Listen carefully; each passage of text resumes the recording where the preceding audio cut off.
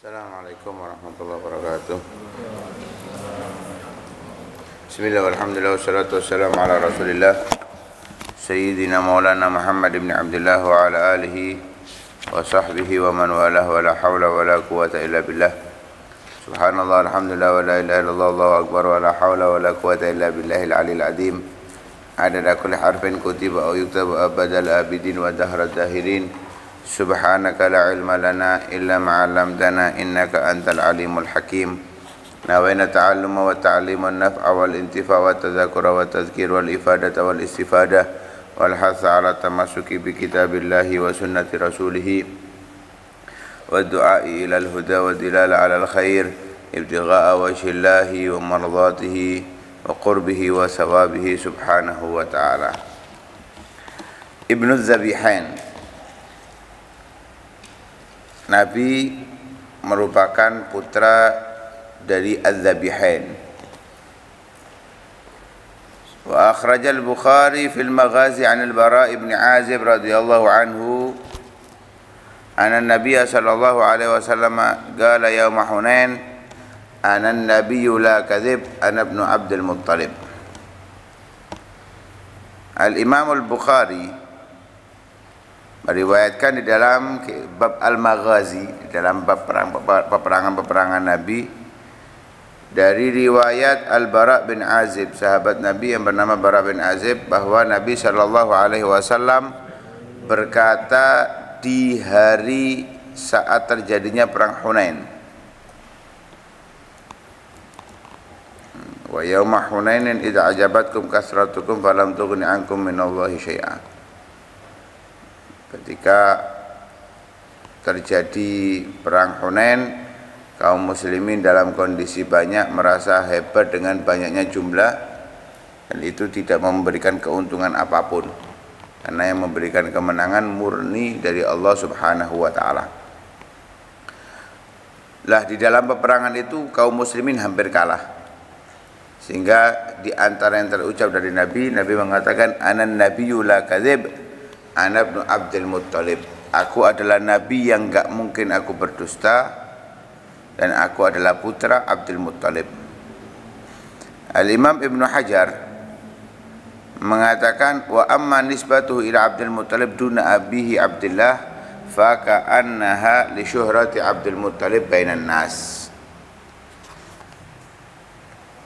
Beliau menisbatkan dirinya kepada Abdul Muttalib, bukan ayahnya, padahal beliau adalah bin Abdullah bin Abdul Muttalib. Dinisbatkan beliau kepada Ibnu Abdul Muttalib. Ini sering terjadi, ya, sering terjadi hal demikian dari zaman dahulu, dari zamannya Nabi sampai zaman sekarang. Seperti di Pasuruan itu dulu ada almarhum Al-Habib Ahmad bin Ali. Putra-putranya Habib Ahmad bin Ali ini dipanggil dengan bin Ali semuanya. Putra-putranya itu bin Ali semua, bukan bin Ahmad bin Ali, tapi langsung bin Ali. Begitu juga ada Habib Ahmad bin Hadi Al-Hamid, yang pengarang kitab Matla'il Badrain. Itu putra-putranya dipanggil langsung bin Hadi, padahal mestinya bin Ahmad bin Hadi, bin Ahmad bin Hadi. Nah, itu sering terjadi demikian. Nah, seperti juga Al-Habib Umar bin Hafid adalah bin Muhammad bin Salim bin Hafid, langsung loncat bin Hafid. Begitu juga bin Syekh Abu Bakar bin Salim Muhammad Batu Maning. Nah, itu sering terjadi, dinisbatkan kepada langsung yang di atas. Kenapa kok demikian? Katanya Imam Ibnu Hajar, mungkin seakan-akan karena lebih dikenalnya Abdul Muttalib dari seluruh kalangan manusia saat itu. Semua lebih mengenal kakeknya Nabi daripada ayahnya Nabi. Kenapa? Lima ruziqa min nabahati dzikir. Karena Sayyidina Abdul Muttalib ini diberikan oleh Allah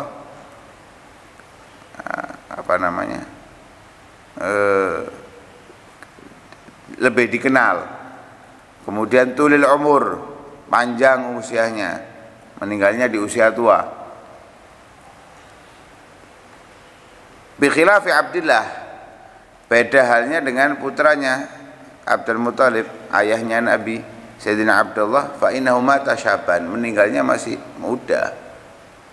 Ya, masih muda. Meninggalnya itu saat Nabi berada dalam kandungan ibunya. Usia kandungan 2 bulan. Ya, baru nikah hitungannya. Walihadza kana katsirun minal Arab yad'unahu Ibnu Abdul Muthalib, karena itu banyak dari kalangan Arab saat itu memanggil Nabi itu dengan Ibnu Abdul Muthalib. Ibnu Abdul Muthalib. Sebagaimana Gala Dimam Ibnu Sa'labah lamma gadima ayyukum Ibnu Abdul Muthalib, ketika Dimam bin Sa'labah datang, beliau bertanya, mana di antara kalian yang menjadi putranya Abdul Muthalib, Ibnu Abdul Muthalib. Hingga dikatakan li annahu kana qad ishtahara dzalika bainan nas annahu kharaja min dzurriyyati Abdul Muthalib rajulun yad'u ila Allah wa yahdillahu al-khalqa ala yadayhi wa yakunu khatamal anbiya. Karena menjadi tersebar atau menjadi terkenal bahwa keluar dari keturunan Abdul Muthalib seseorang yang berdakwah, mengajak kepada Allah Subhanahu wa taala, dan Allah berikan hidayah kepada makhluk melaluinya, menjadi juga penutup para nabi. Fantasaba ilaihi liyatazakkara dzalika man kana ya'rifuhu. Sehingga Nabi menisbatkan dirinya kepada Sayyidina Abdul Muthalib agar orang yang mengenal Abdul Muthalib langsung ingat. Ya, langsung ingat. Wa qad ishtahara dzalika bainahum, dan itu sudah menjadi dikenal di antara mereka. Fa dzikruhu Saif fa dzakara Saif nu Yazin li Abdul Muthalib qabla an yatazawwaja Abdullah Aminah. Wa arada an-nabiy sallallahu alaihi wasallam tanbiha ashabi bi annahu la budda min dhuhurihi wa anna al-aqibata lahu litaqwa qulubihim id arafu annahu thabitun ghairu munhazim. Dan Nabi ingin mengingatkan para sahabatnya bahwa harus tetap dengan kemunculan Nabi atau kemenangan untuk Nabi saat perang Hunain itu, dan akan didapatkan oleh kaum muslimin karena ketakwaan hati mereka ketika mereka mengenal bahwa Nabi tetap gak mundur saat peperangan, ya, walaupun dalam kondisi terdesak. Artinya saya ini Nabi gak pernah bohong, saya putranya Abdul Muthalib yang sudah dikenal dari zaman dulu, akan muncul dari putranya Abdul Muthalib ini seseorang yang berdakwah mengajak kepada Allah Subhanahu wa taala, dan Allah berikan hidayah kepada makhluk lewat dia. Artinya menegaskan kembali kepada para sahabat untuk mengkokohkan semangat juangnya saat perang Hunain tersebut. Wa ruwiya anhu annahu sallallahu alaihi wasallam qala aidan ana ibnu dzabihain, dan juga diriwayatkan bahwa beliau Rasulullah sallallahu alaihi wasallam pernah berkata, aku adalah putranya 2 orang yang disembelih. Wa dzukira fi kashfil khafa haditsun an Muawiyah bin Abi Sufyan anna Arabiyan syakajat ba'dih wa talabal musa'adati wa talabal musa'adata wa qala ya ibn dzabihain fatabassama Rasulullah sallallahu alaihi wasallam wa lam yunkir dzalik. Disebutkan di dalam kitab Kashfil Khafa satu riwayat hadis dari Sayyidina Muawiyah bin Abi Sufyan bahwa seorang badui, orang Arabi, orang pedusun, mengadu tentang gersangnya tanah, paceklik, dan meminta bantuan, sehingga dia berkata, ya ibn dzabihain, wahai putranya 2 orang yang disembelih. Rasulullah ketika mendengar, Rasulullah senyum dan enggak mengingkarinya. Sehingga Sayyidina Muawiyah ditanya, Manil zabihan, siapa dua orang yang disembelih itu yang dimaksud. Ibnu Zabihan Rasulullah. Az-zabihan, dua yang disembelih ini siapa? Maka dijawab oleh Sayyidina Muawiyah, yaitu Abdullah ayahnya Nabi dan Ismail, Nabi Ismail alaihissalam. Waz-zabihul awal, yang disembelih yang pertama yaitu huwa Nabiullah Ismail bin Ibrahim ala nabiyina wa alaihi wassalatu wassalam. Yang disembelih yang pertama yang dimaksud adalah Nabiullah Ismail bin Ibrahim, karena Nabi adalah keturunan Nabi Ismail.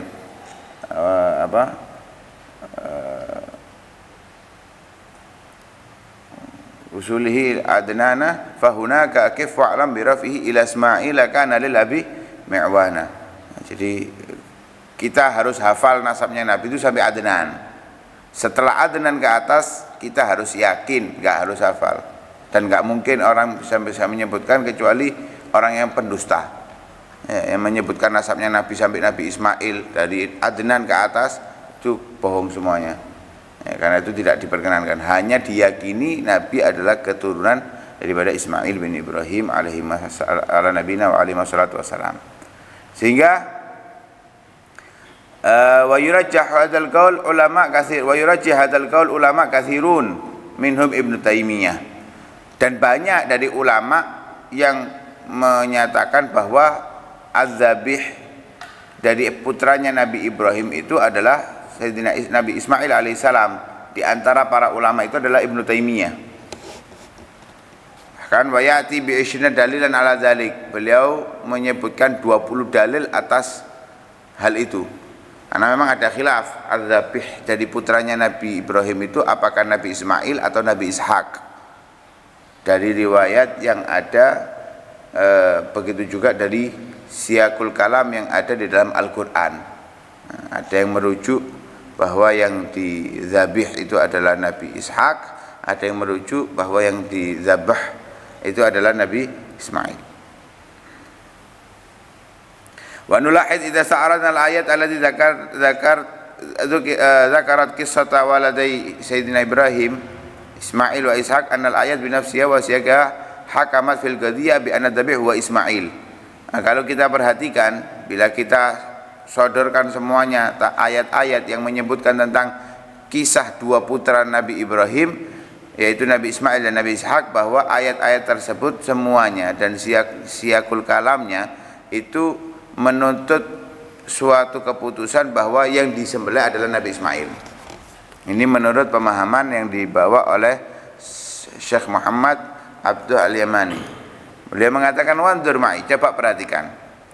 Fa ayat fa qulna ya naru kuni bardan wa salaman ala Ibrahim iya fi suratil anbiya wa ba'daha wa aradu bihi kaidan faj'alnahum al-akhsarin wa najaynahu wa lutan lil ardi allati barakna fiha lil alamin wa wahabna lahu ishaqa wa yaquba nafila wa kullan ja'alna salihin.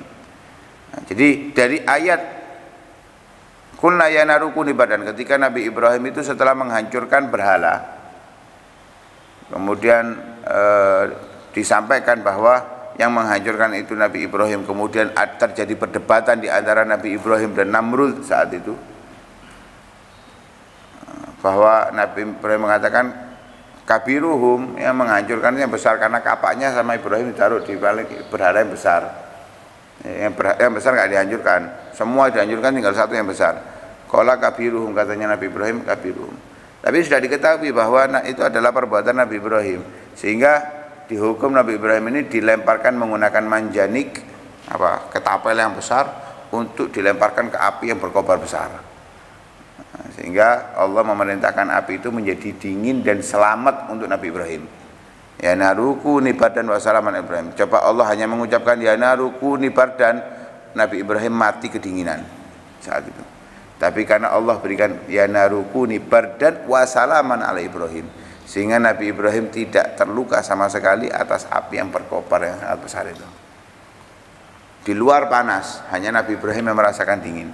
Ya, di luar itu semuanya nggak ada yang berani mendekat kobaran apinya itu. Makanya ngelemparnya pakai manjanik, pakai ketapel yang sangat besar. Lah setelah ayat itu surat Anbiya itu menyebutkan tentang Nabi Ibrahim diselamatkan, Nabi Lut diselamatkan, dan Nabi Ibrahim dikasih kabar wa wahabna lahu Ishaq wa Yaqub, dikasih kabar punya anak yang bernama Ishak, dan Nabi Ishak punya anak namanya Yaqub. Artinya dikasih kabar akan punya anak dan cucu dari anaknya itu. Lah karena itu tidak ada indikasi bahwa itu adalah yang disembelih. Wa wadi anna hadil bisyara ja'at kama warada fi maudin akhar kanat inda maji'il malaika li ihlaki qaumi Lut. Dan ini sudah menjadi jelas bahwa kabar gembira itu datang sebagaimana riwayat di tempat yang lain dari ayat yang lain ketika kedatangan malaikat kepada Nabi Ibrahim untuk menghancurkan kaumnya Nabi Allah Lut. Dan tidak disebutkan di dalam ayat tersebut tentang zabah, tentang disembelih. Bal ja'a fiha ma yunfi an yakuna dzabih wa Ishaq. Bahkan ayat-ayat tersebut menggambarkan bahwa yang dizabah itu bukan Ishak. Nah, li'annahu basyara bihi waladan yalidu Yaqub. Karena Nabi Ibrahim dikasih kabar akan punya anak, yang anak itu akan melahirkan Nabi Yaqub. Wa hadza yu'akkid annahu saya'ishu wa yatazawwaj wa yulad lahu Yaqub. Nah, karena itu memberikan kekuatan bahwa anak yang akan dilahirkan itu yaitu Nabi Ishak akan hidup, akan menikah, dan akan diberikan anak yang bernama Yakub. Nah, kalau sudah diketahui punya anak dan punya cucu, maka ibtila bidzabah wa bisyaratullah la tatakhalaf. Lah ujian Allah untuk diuji Nabi Ibrahim dengan disembelih dan kabar gembira ini akhirnya nanti kan bisa tolak belakang kalau satu orang. Nah, misal Nabi Ibrahim dikasih kabar gembira, kamu akan punya anak, dan anakmu, ini gambarannya ya, anakmu akan punya anak. Kemudian diuji oleh Allah, sembelih anak kamu ini. Masuk akal? Secara nalar, masuk akal. Wong Nabi Ibrahim sudah yakin dari awal bahwa anak saya akan punya cucu.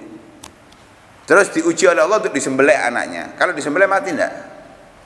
Walaupun setelahnya nggak mati, tapi ujian Allah untuk Nabi Ibrahim menyembelih anaknya, artinya dikorbankan anaknya untuk dibunuh. Lah kalau sudah yakin punya cucu, ya kasarannya Nabi Ibrahim, Allah guyon. Karena itu banyak ulama mengatakan bukan Nabi Ishak yang akan disembelih, Nabi Ismail. Karena apa? Beda. Ketika Nabi Ismail yang akan disembelih, nggak ada kabar anaknya Nabi Ismail itu siapa, nggak ada kabar dari Allah, nggak ada kabar gembira dari Allah, sehingga ada kemungkinan akan kehilangan anak. Itu ujian temenan,